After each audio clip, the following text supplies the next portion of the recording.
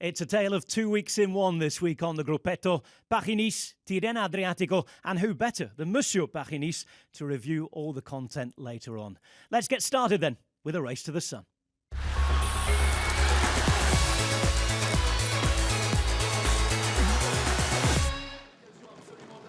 We left Paris-Nice on last week's show after an opening stage that had been won in a sprint by Tim Merlier.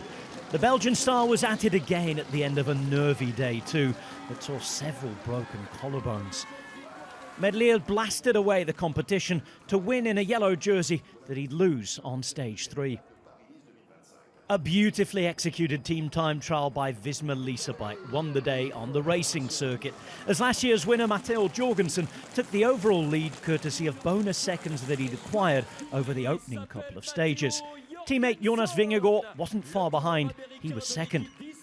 Day 4 would be the first time that the American had ever worn the yellow in competition, as he won last year's race on the final stage. This would prove to be eventful. 45 kilometers to go, and it seems as though there's a neutralization. You can see there is really miserable conditions here. So we will stop for jackets a little bit further on, and everybody will stop at the same place, and then I presume they're going to restart the race. Here we go. There is that start. 4 kilometers to go for this group. Still 24 seconds for Tobias Foss. Tobias Foss, they've got him in sight now. 11 seconds. It's been an heroic ride from him. Jonas Vingegaard making his move. 2.3 Ks to go. Vingegaard pedaling. He's not at his swashbuckling best. He hasn't been putting seconds and time into everybody else, and he might yet be caught because they're coming up behind him. Here comes Almeida, and they're going to pip him again. Bad memories once more for Jonas Vingegaard at that Loge des Gardes. More drama ensued 24 hours later, but this time before the cameras began rolling. New leader Vingegaard crashed, then rode the rest of the stage at the back of the bunch, leaving us all guessing to the extent of his injuries. When the final climb came, he fared well enough, but he wasn't himself. Luckily for the team, his teammate Jorgenson was. Last year's victor was on hand to push the pace at the front, as many of his rivals were dropped on the 2-kilometre-long steep finishing wall. Lenny Martinez attacked in the final 100 metres, and he won the stage. The first World Tour success of his career. Jorgenson, however, regained the jersey that he'd lost the day before.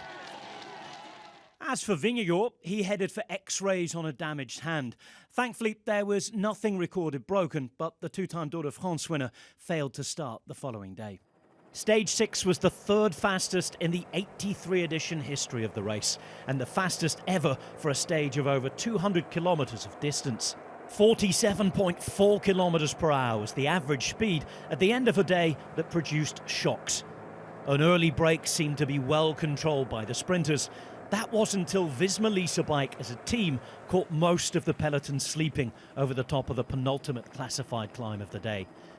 They'd done their homework. The descent was wet, a cross tailwind was blowing at the bottom, and there was a gap.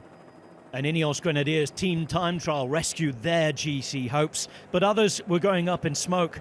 In the front group, Arensman and Sheffield, leader Jorgenson, Skjelmose and Lipovic, all pulling away from the rest. Mars Pedersen rode like a dream and finished off the sprint from a small group in Provence, and there were nightmares of differing degrees for those distanced. Stage 5 winner Martinez would lose nigh on 10 long minutes in the end. More bad weather was on the way at the weekend, and Saturday's stage had already been altered given the icy, snowy conditions. No more Colmian, but the final climb up to the ski resort in Oran remained on the menu this year. The day's breakaway began the 8-kilometre ascent with a good gap and strong riders, including support from a two-time world champion in the shape of Julian Alaphilippe. Despite the efforts of the bunch behind, it was the Frenchman's Australian teammate Michael Storer who held off to win at this level for the first time since arriving at Tudor Pro Cycling last year. Jorgenson came in safely to keep the yellow jersey, with Lipovic showing strength to take back 3 seconds. The final stage around the Nice backcountry always ends up being one of the most entertaining spectacles of the whole cycling season. This year was no different. It began with Pedersen again on the attack in an attempt to secure the green points jersey. Jorgenson was isolated, with all teammates dropped, and he was having to monitor and follow moves as Alex Vlasov and Felix Gall bridged to the leader. Those two had lost too much time to be of any worry in the GC, but with Ineos Grenadiers hunting in a very strong pack, Magnus Sheffield's move was a good one. The young American reached the front just as Pearson ended his heroic effort to take the points classification with success. And at that time, Jorgenson also decided that the best form of defence was indeed attack. Magnus Sheffield with quite the achievement. All guts, all glory, and time to celebrate. Sheffield with a first World Tour win. It's really, unbelievable. I've been second so many times now. It's my first victory at the World Tour level. It means so much. So a second Paris-Nice GC back-to-back for Matteo Jorgenson. A brilliant podium place for young Florian Lipovitz, who also took the white jersey. And Thymen Arensman took a World Tour GC podium for just the second time. Running concurrently with Paris-Nice, Tirreno-Adriatico over in Italy was celebrating its 60th edition. The race of the two seas doesn't often change its formula, and true to form, an individual time trial in Lido di Camaiore saw Filippo Ganna secure victory and the first blue leader's jersey. Pre-race GC favourite Juan Ayuso was second. Stage 2 is habitually the domain of the sprinters. Jonathan Milan making it again so in 2025 after a world-class lead-out from his Lidl Trek team, something he seemed to predict earlier in the day. È un percorso che abbiamo già visto l'anno scorso, che è bello complicato e ci sono dei punti importanti nel finale dove è bene prenderli davanti per evitare inconvenienti. Sì, quest'ultima curva, gli ultimi 300 metri sarà da prendere nelle prime posizioni per poi cercare di sprintare il meglio possibile. Now, have you ever thought about the intricacies of a sprint lead-out? On the Ultimate Cycling Show this week, Adam took former British and Irish Lions player Ugo Monye through Milan's perfect sprint. Right, I'm alongside Ugo. Ugo, we've just seen Johnny Milan there win a stage in Tirreno-Adriatico with arguably one of the best lead-outs we've seen in quite a long time. But for you, watching at home, what do you understand about a lead-out? Because all that you really see there is one man crossing the line, hands in the air. What do you understand about it? Not a clue. I mean, I could guess and get it like so wrong, but I don't know. Was that a sprint? That was a sprint stage, yeah. Okay, so I used to be a sprinter on the track. Yeah. And so my concept of sprinting is we all start at the same point. Yeah. And you just go as fast as you can, and then the winner wins. Okay, but right. I imagine cycling is a little bit more detailed and technical than that. Basically, it's exactly like that, but do 1,000 laps of the track beforehand with a few teammates involved, and then your fastest finisher, you, if you can keep up all the way, then you sprint at the end. So basically. how is that a sprint? Well, 1,000 laps and then have a sprint? That's cycling. Let's just get loads of fatigue in you and then see who can sprint? Exactly that. What? So then it goes down to your sprinter in the race. How are you going to keep him in the best possible condition, his fastest condition possible as you get towards the end of the race? So that's when the team really comes into play. So the lead out is 7 men in a team. Okay.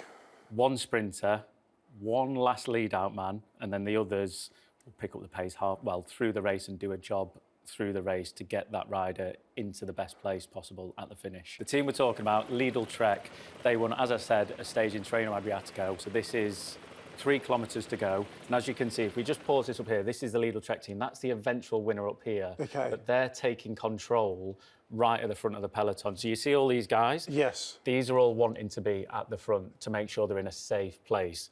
The main guy who we're watching is right back here. So he's the eventual winner. He's got 1, 2, 3, 4 teammates with him to keep him in that place, basically. And the speeds are going right now about 60k an hour, so 40 mile an hour. 60k an hour with 4 kilometres to go. 3 kilometres to go. So yeah, 60k an hour. Oh no, 53k's an hour. We've actually got the speed. That doesn't sound as good now, does it? Yeah, but yeah. Average. So the rider on the front here, he's got a job to stay on our right-hand side, but his left-hand side of the road. And the reason for that is so they can see to their left and the right. So if anyone comes past them, they can accelerate. But they only have to look on one side. If they're in the middle, they have the risk of being overtaken by loads of people. So it's very, very difficult to hold that place. So that guy's job is a certain amount of distance to keep them on one side of the road and stop people passing, to keep the sprinter in the best possible position. So them being on that side gives them the best vantage point to be able to watch what's going on and then react to what other people are doing. Yeah. So how do they get into that position in the first place if we know everyone wants to be there in order to be able to try and control the race? A fight. You've just got to fight for it. I mean, you've got to get the earlier you can do it, the obviously easier it is, but the earlier you do it, the more energy you spend doing that. So the second clip that we've got is around 2 kilometres to go, and this is the important part here. So Lidl Trek, the eventual team, the winners are back here, and they've let another team come past them. So they want to make it faster, they want to make it harder to hold their position. It's not always the best case to do it. As you can see, Lidl Trek, these guys here, they've taken a rest behind them, so they've got that little bit of recovery on the wheels, so that means they can go faster towards the finish, which makes it harder for the other teams to move up then. So what they're doing is basically using another team to their own benefit. It doesn't happen every race, but in that scenario there, best perfect. So when we get into this last clip, I think this is the last one with around, this is the last corner, so 500 metres to go, you have your last man. So he and any other team would be a sprinter in his own right. He could go for the stage win, but he's there to lead out Jonathan Milan. And you can see straight out that last corner, 100% effort, and you can just see how strung out it is. So he's gone into that full gas, come out that corner, full gas, to try and make it the best situation for him, which he does, but also to stop other riders coming past him. OK, what watts? Jonathan Milan there, the winner, so he's 84 kilograms, and his peak is around 2,100 watts. For around 6 seconds, but I reckon he can hold probably 1,415 watts for around 30 seconds, probably. 1,500 watts for 30 seconds? Yeah. It's honestly, mate, it's mind-boggling. And if you power to weight that, so if you use how much power he's got considered to his weight, 84 kilos is, I think he's 6'3", 6'4". You can see more of Adam and Ola's antics each Thursday on Quest in the UK and on Discovery+. Tirreno-Adriatico is the race where riders who prefer their Sanremo prep in terms of distance tend to go. On that front, a huge 239-kilometre stage from Follonica to Colfiorito was won by Andrea Vendrame in a reduced bunch sprint. That after Ganna had tried to get away on the slight downhill to the finish. Another fast finish saw Olav Koy claim stage 4, with no change in the overall general classification. Stage 5 saw a strong breakaway take a good chunk of time before ending like this. But it is Diverseness that's going to come through. He's got time to celebrate. Final 150 metres. What a stunning effort. The breakaway has survived today. And Norway's favourite, Uno X rider, Fredrik Diverseness, has his arms in the air. It's a stunning success. Despite suffering a late mechanical, Ganna had been given the same time and would keep his GC lead heading into the weekend. Saturday's stage was always going to be crucial in determining the outcome of the race overall. A mountain-top finish awaited the riders. Once on the final climb, it was time for the Ayuso, the Spaniard continuing to accelerate, swapping digs with a very strong Tom Pidcock. The Maglia Azzurra Ganna wasn't for giving up easily, however, and watching him dig really deep was enthralling. Ayuso won the stage in the end ahead of Pidcock and took over the race lead, with Antonio Tiberi moving to second on the GC, and the leader until this point dropping to third. Full gas Ganna was gunning for more on the final day, putting his team to work to bring back an early breakaway that included none other than Matteo van der Poel. The fruits of that labour were bonus seconds at the intermediate sprint, lifting the Italian TT star up from third to second in the general classification. That just above compatriot Tiberi. As now is the usual scenario, the last word went to the sprinters. Milan beating Sam Bennett to the line to secure the points classification. A look at the final GC shows Ayuso as the master of the two Cs by just over half a minute. Another stage race win overall for UAE Emirates XRG this season, and as well as those aforementioned podium places, top fives for Derek G and former Giro winner Jai Hindley. Trofeo Binda is another of the big spring highlights. The 152-kilometre race around Cittiglio in Italy consisted of the usual laps and hills. Attackers versus sprinters is often the storyline here. And those attacks included moves from superstar Demi Vollering, who was back at the race for the first time since her debut 6 years ago. Vollering has won a lot since then, but she's now rejoined in the peloton by Anna van der Breggen. The once-retired rider is improving week by week after her comeback. She put in an attack on the descent just inside the last 20 Ks. Elisa Longo-Borghini went after her when the climbs came again, taking Marianne Vos and following with her. With 11 kilometres to the line, it was back together yet again. But that was never going to last long with this field. Once more there were moves. Puk Pieterse ahead and the usual suspects joining in. Caught a few hundred metres to go, a small bunch sprint then ensued, with Elisa Balsamo winning her third Binda in 4 years, ahead of Blanco Ash and 18-year-old British neo-pro Kat Ferguson, who finished third. Well, that was this week's racing. Here I am with King Kelly's traditional spring commentary debut at his very own race, Paris-Nice. First of all, how have you wintered? How are you? Very good. Had a good Paris-Nice. Enjoyed the racing very much. It was excellent, and looking forward to a very interesting programme of racing coming up. What about Paris-Nice then? Because what does it mean to you? 7 times in a row in the 1980s, you were the winner. You are Monsieur Paris-Nice. Nobody's ever going to get near you, let's be honest. It must be a really special time of year for you. Yes, it is a special race for me and a special time of year. And, you know, working and commentating on Paris-Nice, it just brings back so many memories. And, you know, when you finish in Promenade de l'Anglaise there, final stage, final day, you know, it just brings back great memories. And I had so many times I got to the end of the Paris-Nice, 7 times, of course, which is amazing. And I often say it was the race that I think I had the most luck all through my career. It seemed to go for me every year. It just went right all the way for the 8 days. What about this year then? Because Matteo Jorgenson has retained his title. How did you see the race? Because there's lots of drama as well off the bike with the weather and everything too. Well, Paris-Nice, of course, weather, we you know, have seen that for donkey's years. You know, it can be brilliant weather for the week, it can be horrible weather for many days, and it was certainly that this year, but it was a magnificent race. And the way they have raced every day, you know, it's just amazing. Beginning of season, so many people in just top form. The averages we're doing on days there is just, it goes on and it just seems to be creeping up all the time. And the aggressive racing, it just seems to get better every year. Matteo Jorgenson winning it. Does that tell us anything about Grand Tours or where he could go? It certainly does. This year was a totally different situation for him, of course. You know, he was in the yellow jersey for a number of days. And when you're in the yellow jersey, that brings a lot of weight on your shoulders. You know, you first of all, you know, the media demands you have, and also everybody is looking at the yellow jersey in the race. And some riders can feel that quite a lot and, you know, really have difficulty to perform at their best when they're in the yellow. But he digested it very well, and tactically he rode a very good race. The team was excellent around him, but we did see on this final stage, you know, he was isolated quite a long ways from the finish, but it didn't bother him. He just got on with his job and won very convincingly and gets his second Paris-Nice win, and he joins an elite list of riders. What about the team then, Visma Lease bike? Because of course they had more bad luck, didn't they, with Jonas Vingegaard. Thankfully no fractures there. But it wasn't just them who showed a bit of weakness on the final day. They were so strong during the week that there were no climbers left on the final day. But UAE Team Emirates for this first time as well, not looking as invincible. And not all said and done, is it, before the Tour de France? No, certainly not, you know, convinced big time by the teams, especially in the difficult mountain stages.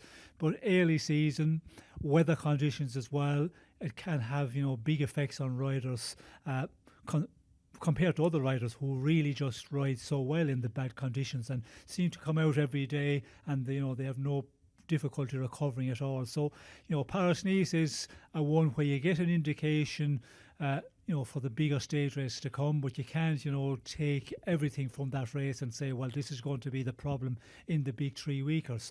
But certainly I think Jorgenson, he has made a big step forward, looking like, you know, for the future, he will be a big 3-week Tour contender.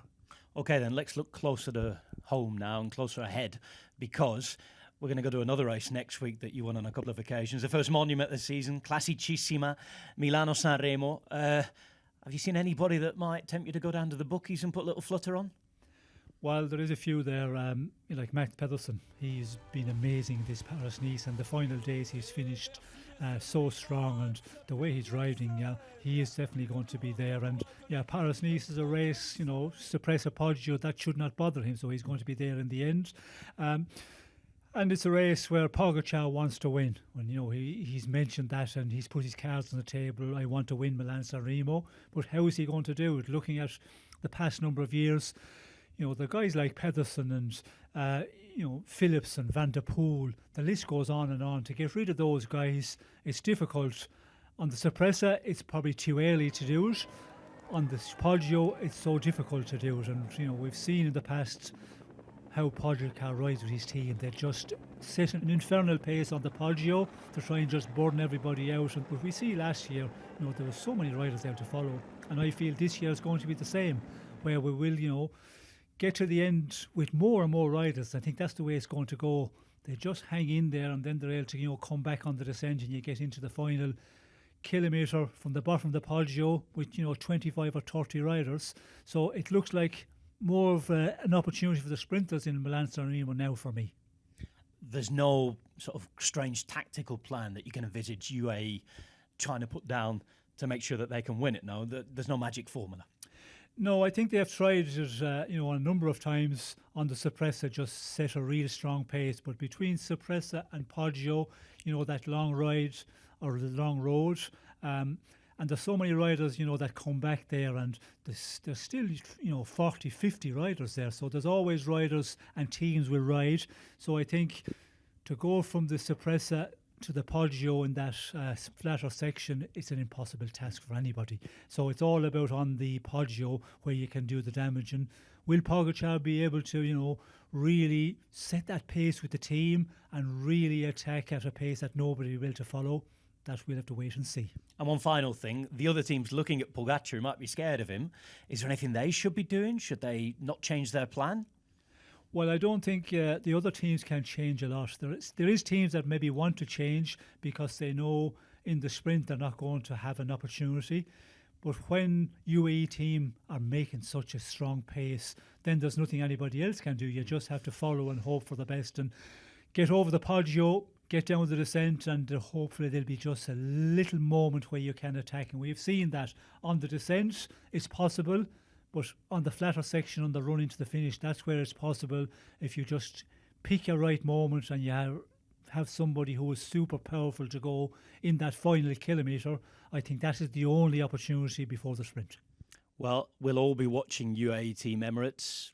They might be wanting to dictate the race. You can watch the race on TNT Sports as usual. And it's a bumper race this year because for the first time in 20 years, the women's race returns to the calendar. You can see both races live on TNT Sports and Discovery+.